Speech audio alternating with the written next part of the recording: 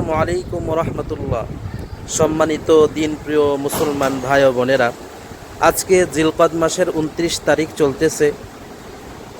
আজকে যদি নতুন চাঁদ ওঠে তাহলে সন্ধ্যা থেকে জিলহজ মাস শুরু হয়ে যাবে। আর জিলহজ মাসের প্রথম 10 দিন অনেক মূল্যবান। এই 10 দিনে কিছু গুরুত্বপূর্ণ আমল রয়েছে। তার মধ্যে অন্যতম একটি আমল হলো চুল, নখ এবং শরীরের পশম না কাটা।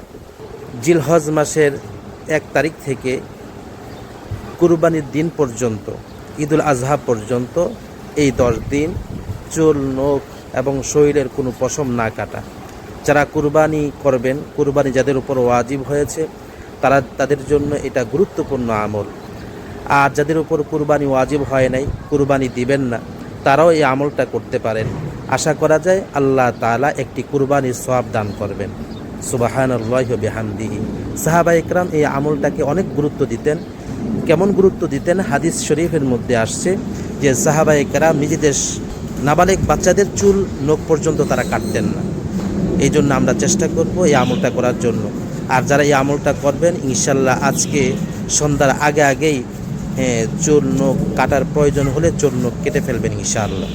আল্লাহ আমাদের সবাইকে বোঝার তৌফিক দান করুন। আসসালামু আলাইকুম রহমতুল্লাহ।